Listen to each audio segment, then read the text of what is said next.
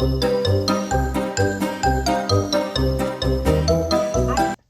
How are you? Doing good? I am a middle-aged green witch that works third shift at Walmart and loves to read. How about you? I told myself when I came back to this channel that I was not going to sit around recording 5, 6, 7, 8, 9 versions of something, trying to perfect how I came off on my channel. And I'm not going to. This is this time and this time only. If it doesn't take, it doesn't take, and that won't be the end of the world. So I wanted to show you guys the top 10 hopefuls for the summer of 2024. The books that I 100% will be reading before September. It's definitely happening. I will be reading these books. I am not using the phrase TBR. I hate the phrase TBR, to be read. I hate it. It gives me the ick.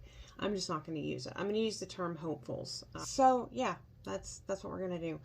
First, The Witches. I don't know how to say his name, so I'm not going to. I have never read this book. I love the movie with Angelica Houston.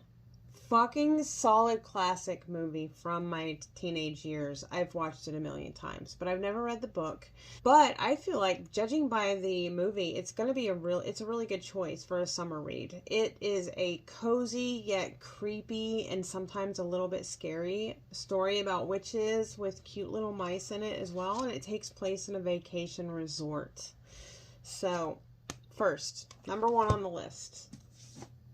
Number 2, don't come for me, but I know that I am very late to the game with Daisy Jones and the Six by Taylor Jenkins Reid, and she has said that she was influenced by Fleetwood Mac when she wrote this story. So of course, I love Fleetwood Mac, and that's one of the reasons I chose this book. But it gives off kind of a summer vibe, the book itself. And every time I've ever heard anyone talk about this, they have nothing but great things to say. It's always given good reviews. Everyone says positive things. So, had to add that. That's number 2. I had to add some fantasy. A Fragile Enchantment, and this is by Allison Saft. First of all, look at the book. Look at how pretty that is. Is that not perfect for summer? I think that's really, with the flowers and the coral color, it's just beautiful. This came from Crate, by the way. So it's just gorgeous. And so perfect for the gardening season. But this is a historical fantasy. The magic in her blood that lets her stitch emotions and memories into fabric is the same magic that will eventually kill her.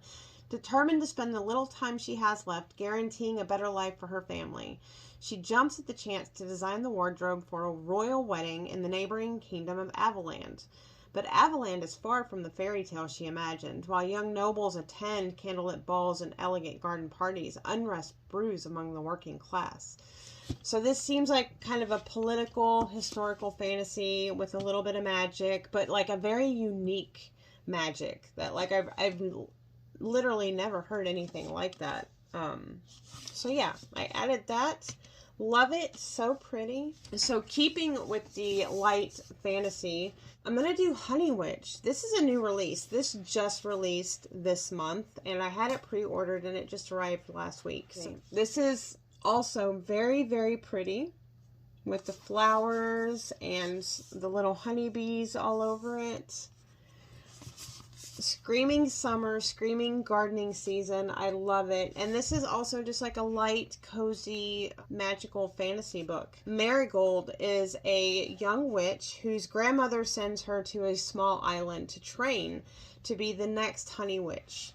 And at that island, Marigold meets the grumpy Lottie Burke. And so it's just kind of a cozy, relaxing, sapphic, magical romance. And I had been looking forward to this for so long that I just have to throw it in because I can't wait to read it. So that's number 4. This really doesn't scream summer at all, but anyone that is Generation X or millennial knows this woman, and you grew up on King of Queens, and you didn't just know this woman, but you fucking loved this woman. You wanted to look like her. You wanted to talk like her. You wanted to sound like her. And you just fucking couldn't get enough of this show. That was me. That was me. So after King of Queens ended, she became known for speaking out against Scientology. And I'm thinking that this is, you know, one of the basis of this book. However, I was watching one of my favorite YouTubers, and she talked about this in a video at the end of last year, and she reviewed it and gave it pretty good reviews. But she said that she talks about Tom Cruise, going to Tom Cruise's house when she was in Scientology, and that there's a little bit of tea in here. So I had to read it, I had to buy it, and it's also got some personal pictures from her family. So this is going to be read this summer. I'm excited for it. Troublemaker. And I had to throw in a thriller, so I threw in You Shouldn't Have Come Here by Jeneva Rose. I did get this from the library yesterday. I wanted to throw a thriller in, but I didn't want it to be Frida McFadden. I do like Frida McFadden, and she's good at what she does, but like, if you've read 2 or 3 or 4 of her books, then you get the gist of what she can do. I wanted something unique and different for this list, so I went with this. And what this is it's about a busy and kind of stressed out New Yorker who takes a trip to an Airbnb in Wyoming to kind of recharge, relax.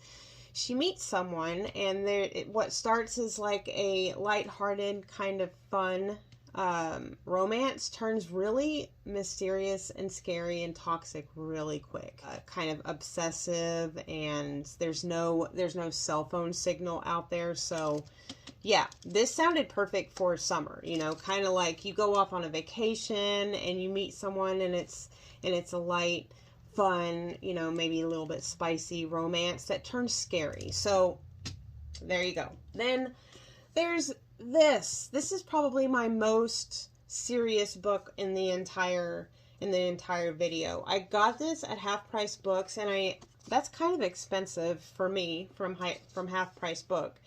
But it was vintage. It's a very old book. It's like an 80-year-old book. Oh, there's this inscription from 1950, so this book could be from the late 40s. Let me just read the synopsis to you, okay? The year is 1960. Russia and the United States are jockeying for position to plant the first atomic bomb. New York airports are jam-packed with people fleeing the city. The brilliant lights of Times Square are dimmed to an eerie glow. Then, Dr. David Hughes, young astronomer, is suddenly called away from a top-secret military conference to return to Polymer Observatory, where he and the rest of the world hear the terrifying announcement: Earth will be completely destroyed by collision with another planet in exactly 2 years.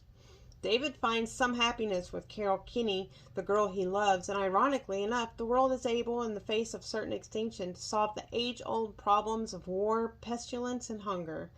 The last day arrives. David and Carol go out to meet doom, and then something happens.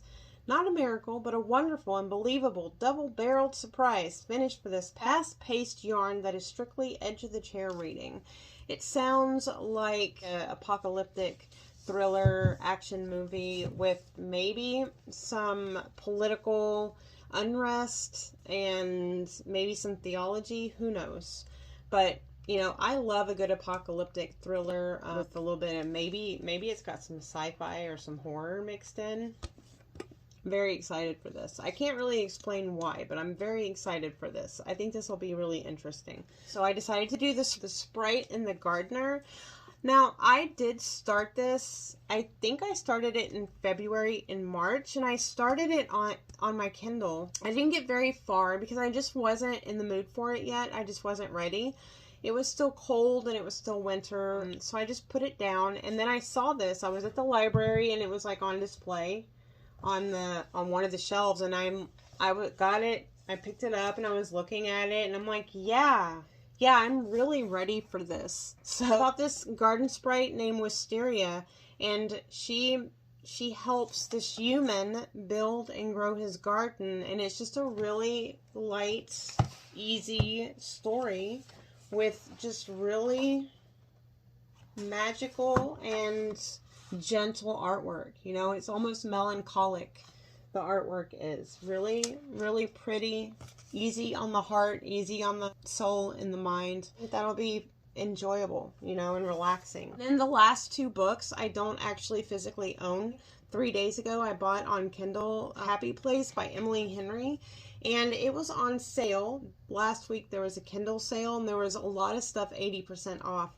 So I grabbed Happy Place for like $5. It's a fake dating trope between exes that still have feelings for each other. So it just seems like it'll be really fun, really comical, lots of banter and lots of miscommunication if you're into that. From what I understand, Emily Henry is just a really good like beach read kind of author, so I thought that would be perfect for the summer. So I'm going to throw that in there. I'm excited to try her for the first time. And then the 10th book on the list is it's not been released yet. It's Leather and Lark. It's due to be released on June 4th, and I have pre-ordered it. It is the sequel to Butcher and Blackbird, if any of you have read that. And it's just a really good... It's not a dark romance. I know some people have called it a dark romance. It is not a dark romance. It's a very fluffy, marshmallowy, lighthearted romance that has some aspects that are gory. It does have some mildly intense spice scenes, but it's still also an extremely fluffy romance, so just keep that in mind. That is number 10. So that is everything that I am 100% guaranteed going to be reading in the next 3 months by September. I will have all of these read by September. Let me know down in the comments if you've read any of them, or if I've talked you into or gotten you interested in any of them. Let me know down below so that we can kind of interact about it. Maybe later we can talk about it after we've read them. But thank you so much for watching, and I'm glad to be back, and I missed all of you. And just if you have any questions about where I've been, what I've been doing, or anything that happened in the past, anything you want to say, anything you want to ask me, you're welcome to leave it down there. One thing I will never do on this channel is filter or block the comments. So anyone that has anything to say, it'll always automatically be down there for you all to see. With all that being said, thank you for watching. I love you all so much, and I will see you next time. Bye!